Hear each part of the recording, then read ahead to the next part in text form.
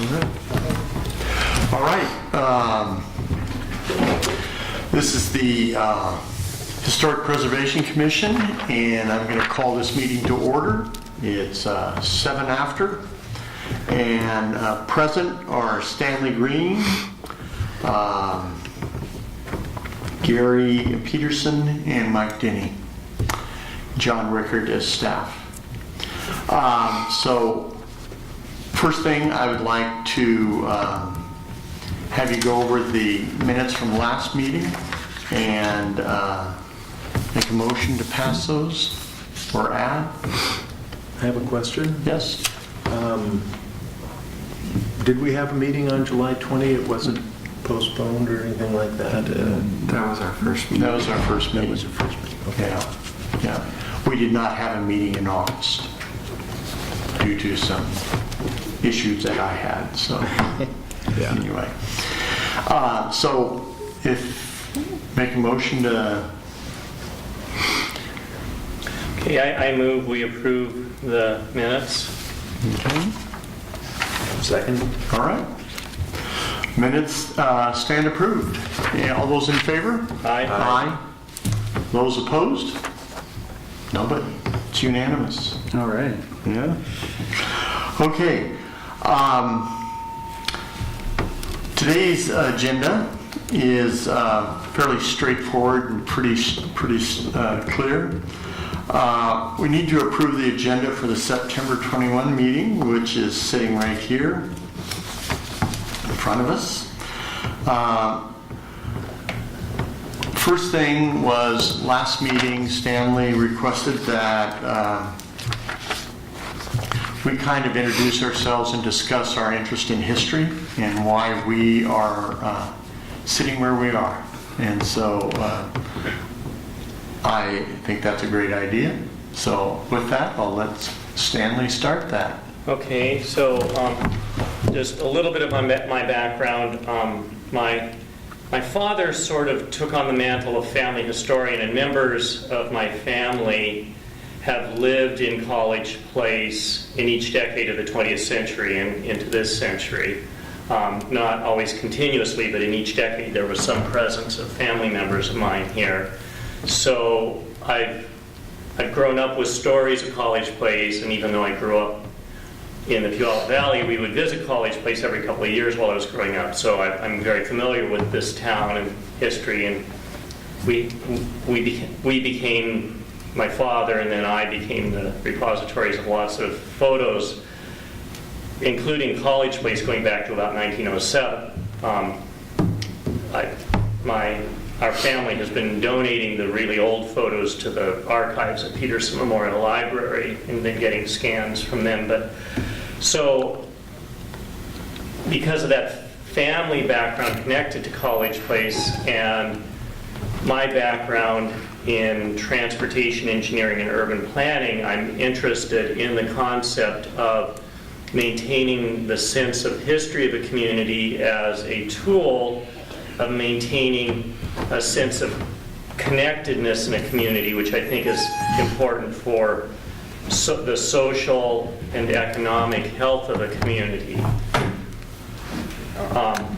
And I'm concerned because there is a cultural background, I will say, in this community that doesn't tend to respect historic preservation, and I've seen some landmark buildings go away, and the character of the community changed quite dramatically over the years that I've been acquainted with the community through the loss of historic fabric. And I'm not referring only just to the original college building, but things like the classic Mission Revival college store building and some other structures that have disappeared over the decades. So I think that finding a constructive way to work together with property owners to appreciate and integrate historical fabric into the ongoing life of the community is important.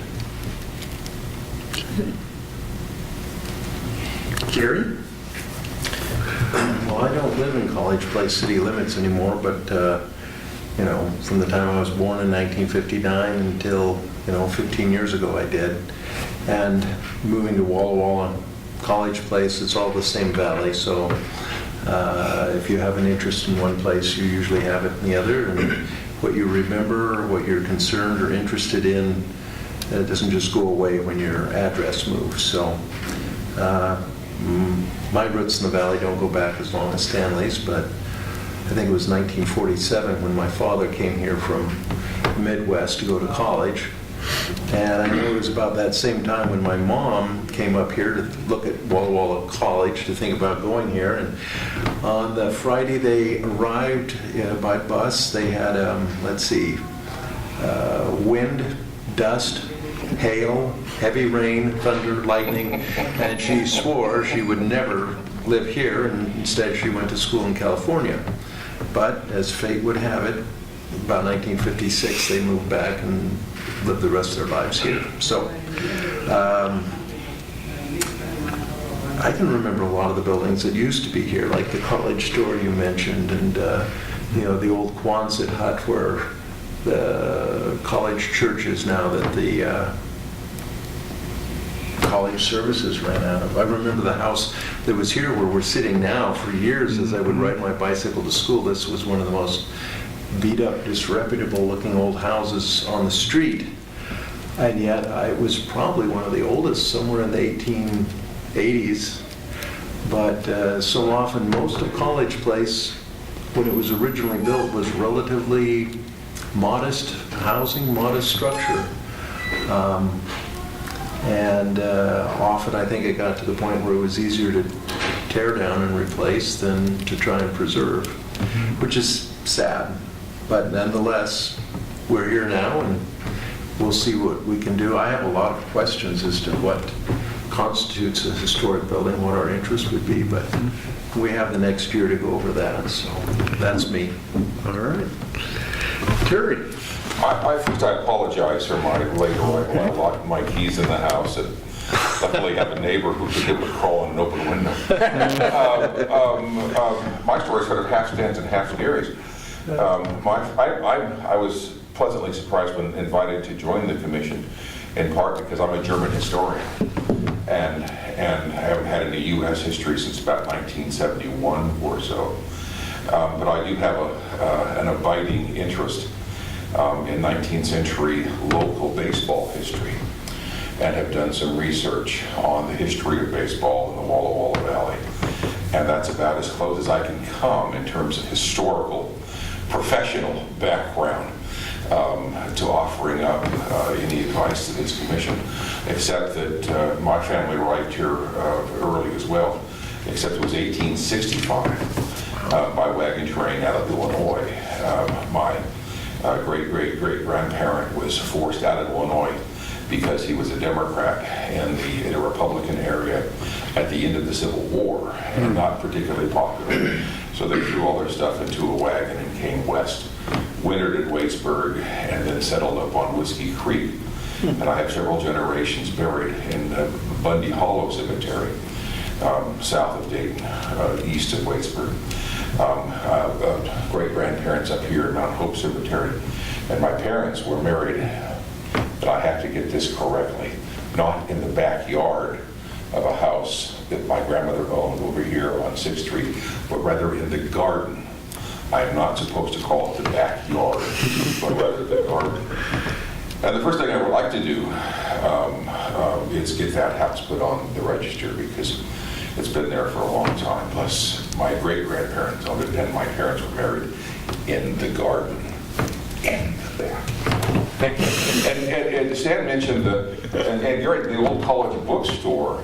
That was the Nichols General Store, and Nichols and Son, back in 1901 and 1902, and the son, Dorsey Nichols, was involved in a famous local legal battle here because he stayed open on Sunday in violation of Sunday laws in the valley, in the county.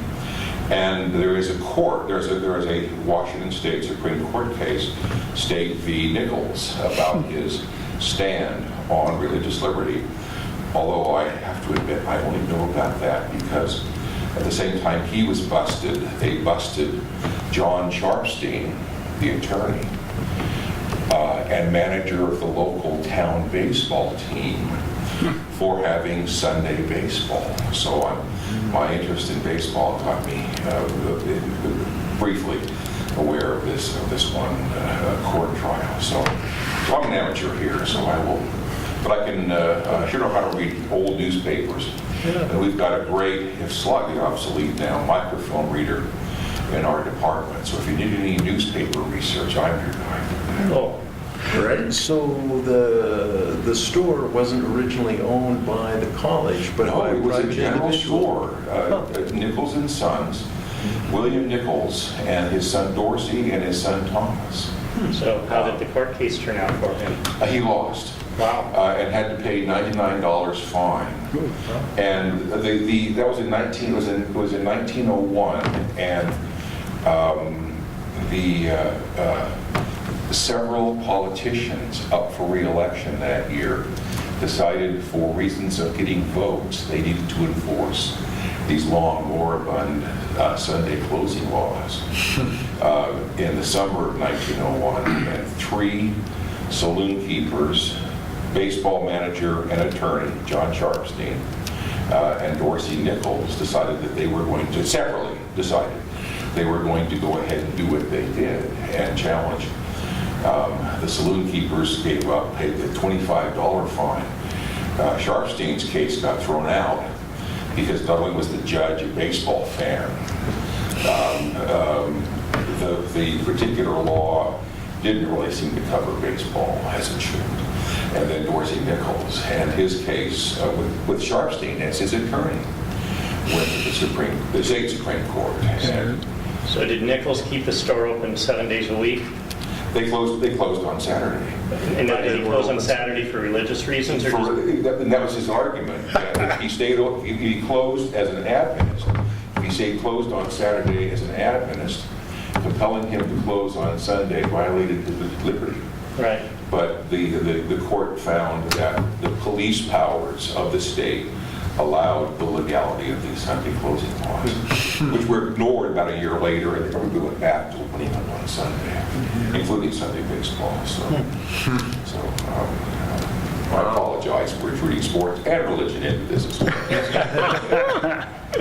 well. For some, that is their religion.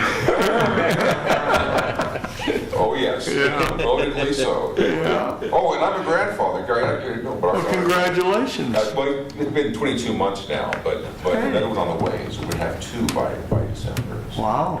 Congratulations. Good enough. They was my neighbor wearing my T-shirts. Yeah. Congratulations. I'm glad you pointed it out. I thought you just liked Francis Ford Coppola. Or I thought you belonged to a very tight-knit group. Yeah. Okay.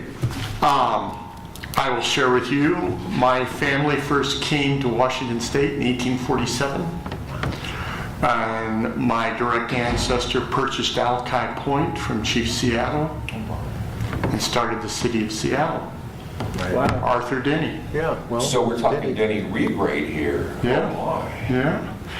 And then he and his brother didn't get along so well, David Denny, and they separated their ways, and Arthur became extremely successful.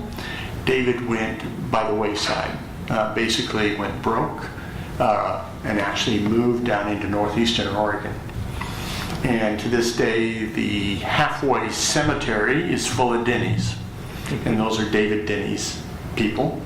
And Arthur Denny started Seattle, and that's why there's Denny Way, Denny Creek, and Denny Park, and all kinds of Denny places. Anyway, he had 2 sons and 1 daughter, and they all lived in the Alki area. And then he decided he was going to start his own railroad, but he wanted it built with volunteers. So he got citizens that had moved into the Alki Point area to start working on a railroad bed from Seattle to Walla Walla. And it's called the Seattle Walla Walla Railroad Venture. and that was his big dream. Well, after 1 month of hacking out a rail bed up, they got as far as where Issaquah is now. Those volunteers gave up. It was like, ain't gonna happen on a voluntary basis. So Arthur Denny came to Walla Walla and decided he was going to push from the Walla Walla end, and he started butting up to Dorsey Baker, who was already in the process of punching a railroad from Dayton through to Wallula. And he wanted his expertise.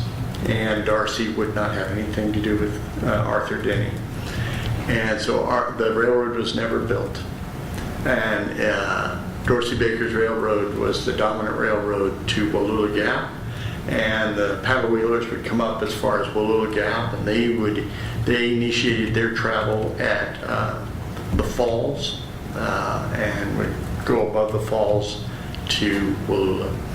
Anyway, Arthur Denny then bought quite a few pieces of property in Walla Walla because they were all pushing locally for this to become the state capital. That's what they really wanted. And so he thought he was going to get in on the ground floor. So that didn't happen either. And so he sold most of what he had bought here and returned to Seattle. So anyway, the next member of my family was my mom. She came here in 1944 to go to college.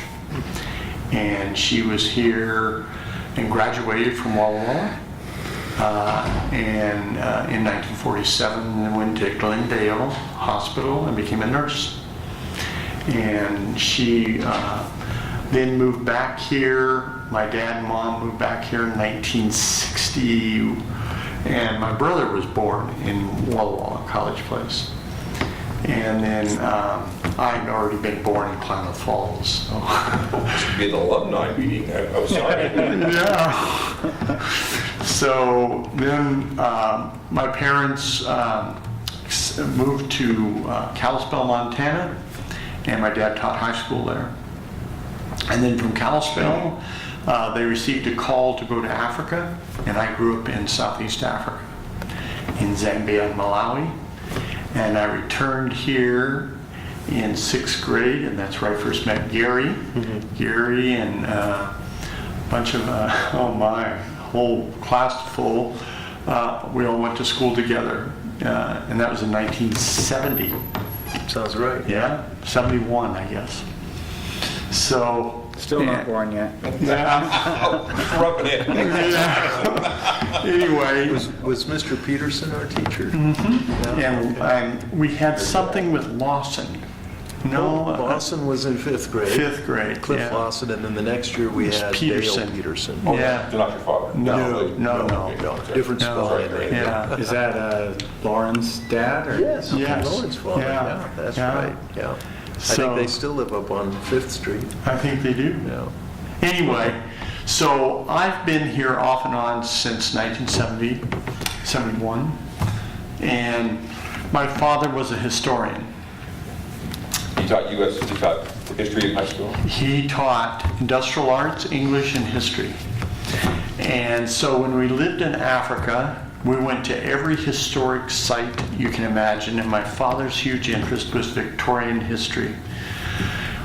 And so we ended up in the Boer War. I've been Zulu Wars. I've been right where Mafeking in Botswana.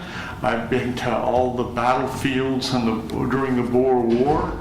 And then we went north to the Middle East. My dad wanted to see Egypt. And so the first book I was ever handed by him to read was about Belzoni, the great Egyptologist who was plundering the Egyptian antiquities and shipping them back to Europe. And so when we arrived in Egypt, I already knew the story.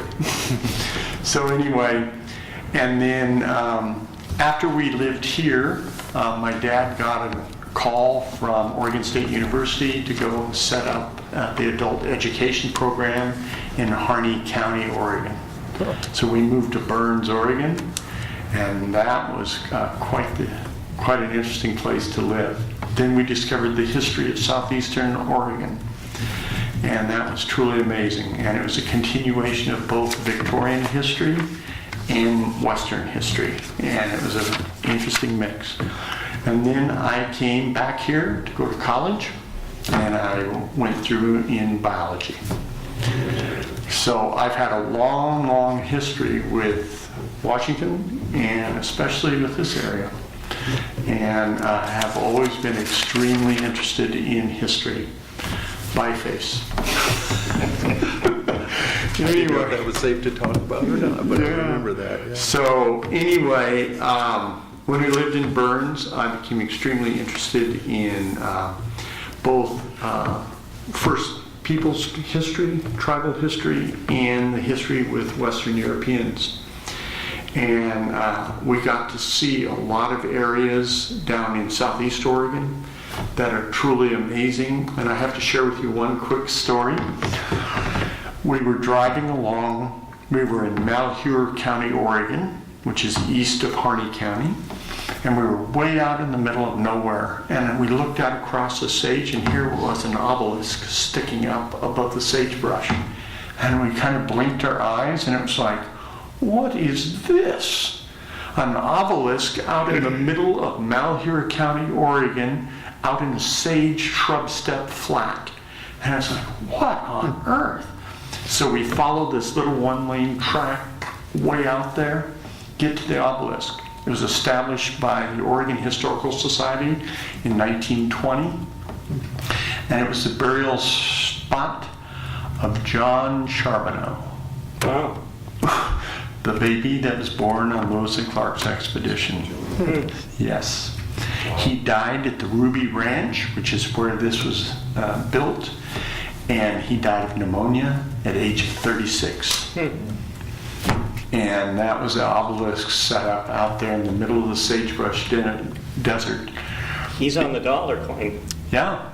Yeah, He is. Right, He's one of them. Yeah, Sacagawea's dollar. Yeah. Yeah. In a onesie. So anyway, Charbonneau is buried out there at the Ruby Ranch, and you can go see it. It's on what's called Danner Loop Road off of Highway 97. Wow. And it's really an amazing area. But anyway, when I saw that, it was like, you know, you keep bumping into these areas and monuments you don't expect. And I didn't know where Charbonneau was buried, but I do now. But anyway, so we got to see a lot of places like that, and it's truly amazing. So I have a deep, deep interest in history, and I have watched all of our historical buildings come down one after another in this town, and hopefully that will stop. And I hope to work very closely with property owners and with the city, and I hope that this commission is able to do some salvation and some conservation. So, Which college did you attend? Walla Walla. Okay. Yeah. I heard some people say you went to Whitman College, and I didn't think that No, was I correct. guest lecture at Whitman. Uh-huh. But I teach at Walla Walla Community College. Okay. But anyway, so when I was asked by John to join this commission, I thought, yeah, this is a good deal. So anyway, you have anything you want to share? Well, I'm from Eastern Washington, the Spokane area, and I don't have the deep history and the amazing stories like you guys have, but I love architecture and I love historic structures, and it's sad, you know, when the Red Barn came down here in town this year. Yeah. That was a sad moment, and there wasn't anything we could do about it. And so, you know, What part of Spokane did you grow up the south side. I went to Lewis and Clark, that area. in? So right there on the near south side. Yep, right. You would have had a lot of Kirkland Cutter houses right up there. My parents own one of those. It's an apartment building, but yeah, yep. I grew up out on Moran Prairie and King Mountain. Okay. Yeah. My dad is from the Hilliard area, and then my mom is from the north side. Yeah. So. You know, you mentioned that, the red barn that had been there at the county poor farm was taken down, disassembled this last year, which was just kind of a surprise to me, but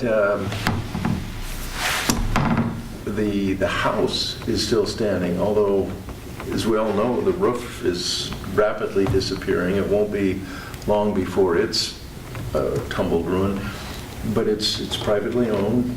Is there anything we can do? People ask me probably once or twice a year about what's this big building out there in the middle of the Country Estates Mobile Home Park. Yeah. And I tell them the story about it being the county poor farm, and then they follow it up with, wow, it's just falling apart. And I say, I know, Yeah. Yeah. Well, we'll see. It's not owned by the owners of the park, so that's a good thing. They did look at buying it at one point, and it didn't pencil out for them. So our city administrator has some ideas, and so we'll see. When he was in Colfax, there was the old hospital in town that had been empty for a number of years, and McMinimans is actually in the process of renovating that, and so Mike kind of had that idea, and he's talked to them. I don't know if it's the right location for them or not, and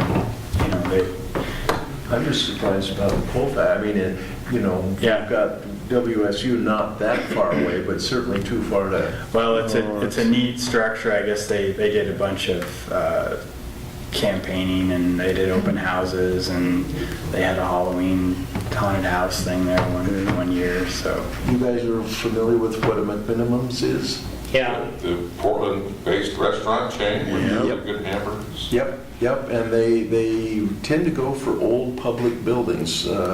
Schools, I know in Portland they have 2 or 3. There's the Kennedy School, which is like an entire grade school, kind of an arts and crafts style place that is a hotel, banquet, theater, restaurant, you name it. And they do that in other places, so I'm just surprised to hear. I mean, it may not be a good location for it, but I think a brew pub would be a lot of fun there. It's not that far from Pullman, so they can probably get it, They're gonna convert it both into a restaurant and a small hotel. I think that they have plans for both, yeah. Well, on football weekend, it'll be pretty popular. Well, they'd make a mint. I think so. Why? What a clever idea. They're Why did I renovating. never think of that? Yeah, McMinimans is renovating the Elks Lodge in Tacoma, right near Old City Hall, Wow. which is a really spectacular big building building. that's been gotten really run down over the decades. Yeah. Well, I know they have places in Bend and McMinnville and all up and down the Willamette Valley. They have that one in Ashland. Okay. Yeah. I've never been, but Quite a big that sounds right. restaurant there. And they seem to be very sympathetic to what a building was. That's why they seek out that type of Yeah. buildings. Yeah. Huh. So one other thing about where the Red Barn was, I know that when they were putting that mobile home park in there, they found Chinese burials there. At the site of the Red Barn? Or just beside it. Wow. Next to it. Yeah, so it is an old Chinese burial site. Were those graves relocated? I understand 2 of them were.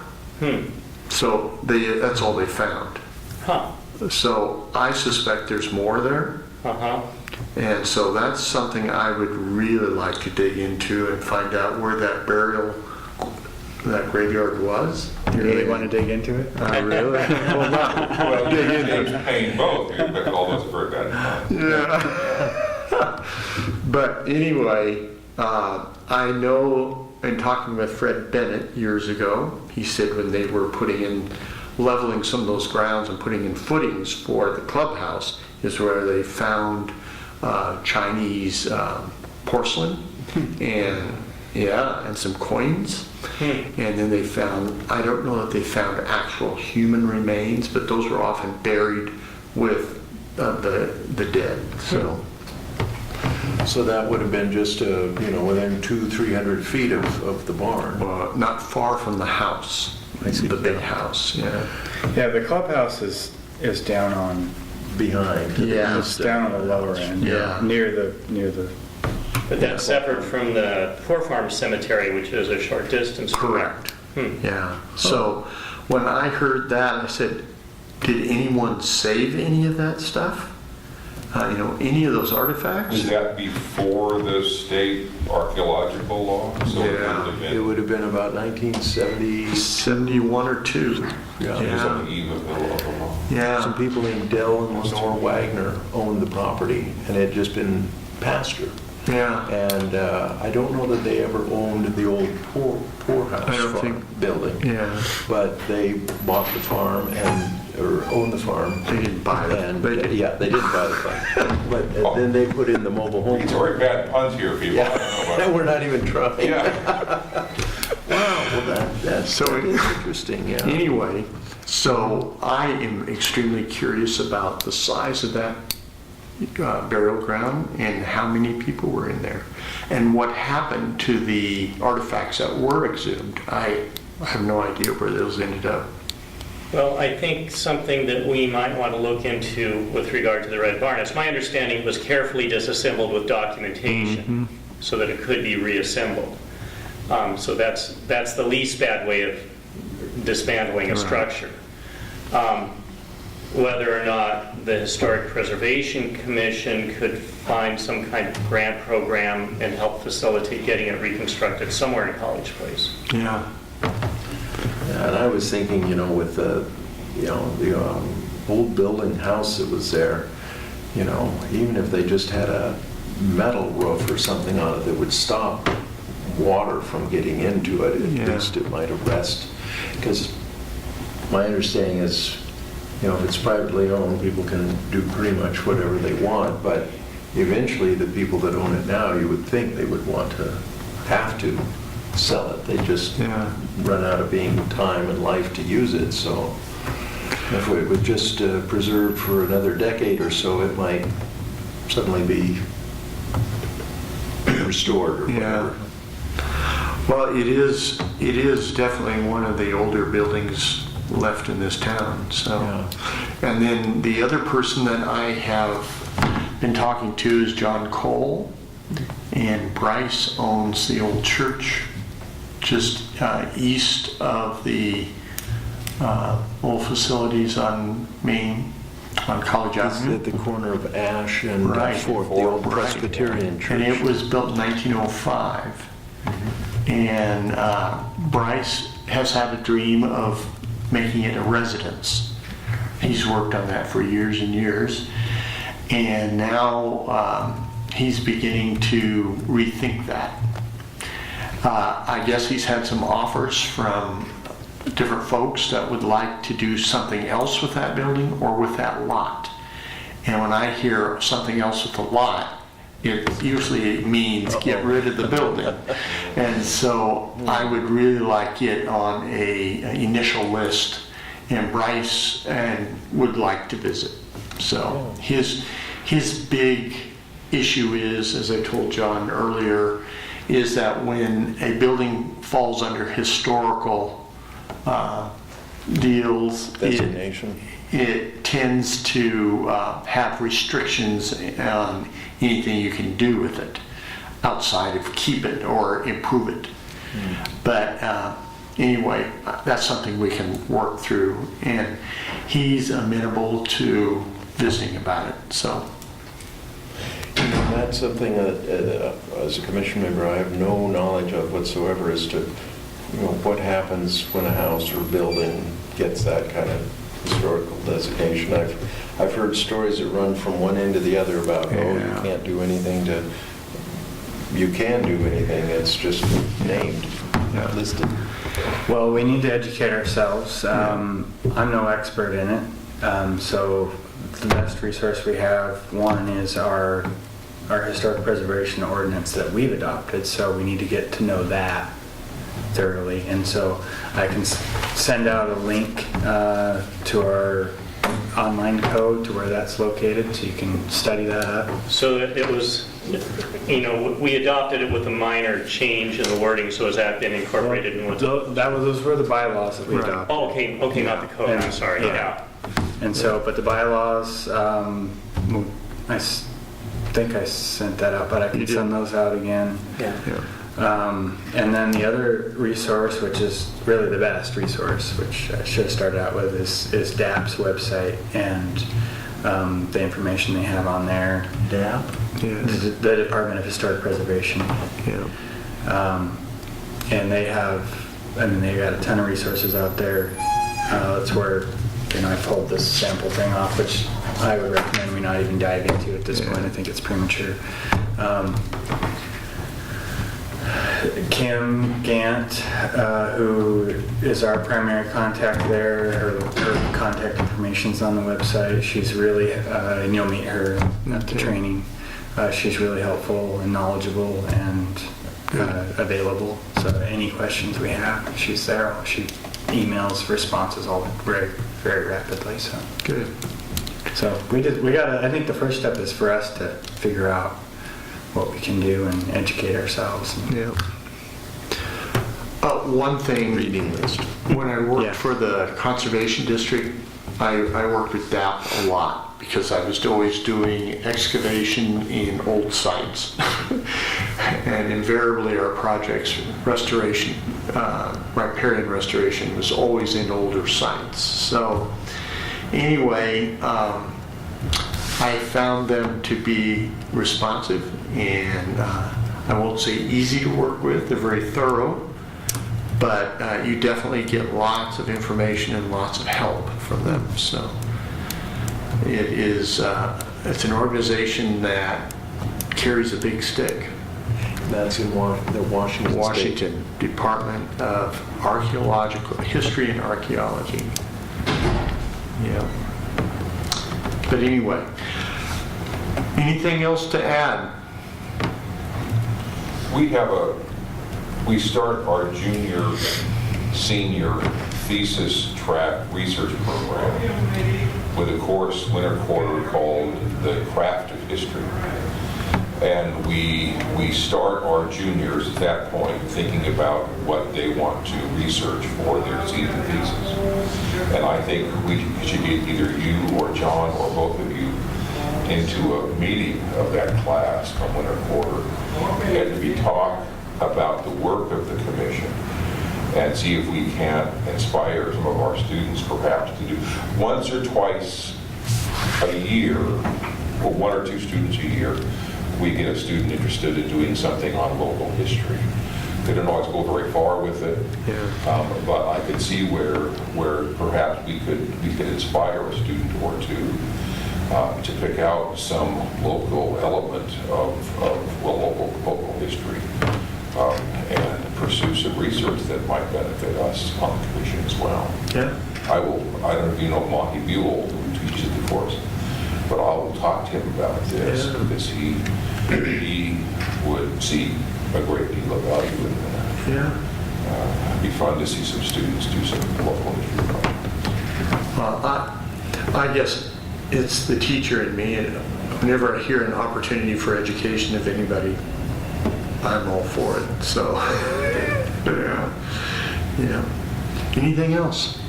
Well, as I mentioned earlier, I'd like to suggest, if you folks are interested, that at a future meeting, we see if Terry Amott would be willing to speak to us about her perception of what might be historical structures based on her work writing the centennial history of Walla Walla College. Okay. She's willing to come. Yeah. Stanley, do you want to coordinate? getting Yeah, her at I'll the next meeting? talk with her and see if that's something she'd be willing to do. Okay. And so, if you guys probably saw Mike's email, but he's going to be setting the agenda a week prior to the meetings. So if you have ideas throughout the month, shoot him an email. Yeah. And then, and if anybody wants to volunteer to do the minutes, the audio is available. I can send this recording to whoever if somebody wants to take that on as well. I mean, it's not really that hard to do. We only take minute actions, so, but otherwise I can keep doing it. Yeah. So. I'm trying to remember the gentleman's name. He was involved on grounds here, older gentleman. And I believe he moved to Hawaii eventually. He retired. Cheney? No, He's long since deceased. no. And then after Cheney, the guy that took care of grounds, at least his head, was Gene Jacobson. who I No, believe this still guy lives was here. an old biologist, and he worked on grounds when my freshman year here. And he was really into history here. I'm trying to remember. I got his first name, Gene. Chet. Chet is his first name. Chet Blank? No. No. This guy had been a biologist, taught biology in academies, and then came here and worked on grounds at Walla Walla College. Maybe you could look him up in one of your old yearbooks. Chet. What year did you graduate? Chet Lentz. That's his name. Chuck Chet Lentz. Lins. Yeah. Yeah. So, anyway, I don't know if he's still alive but he had reams of information on old College Place. And Deary. You ever heard of Deary? Well, Deary was a water section, and they had quarter sections of land scattered all over between Walla Walla and College Place, and it was called Deary. Like a water district? Mm-hmm. There was a voting precinct over in Walla called Deary. Yeah. Well, I know where Home Depot is. That was a Deary plot. I know that where Prohaska and Bottomer built down here, that was a Deary plot. And so they were these water area districts. No idea. Yeah, anyway, he knew all about that. So I wonder if that's where, like, they have irrigation rights in the Correct. villages there. And Prohaska got in trouble because he was borrowing water from them without permission. Appropriate. How can you borrow water? Walt Meskey has done some work on College Place history. Okay. Well, he'd be a good one. Yeah. Back in the 90s, he organized the 50th anniversary of the corporation of the town. Big parade through Right. College I Ave. got to ride in that. I was on the Underhill car.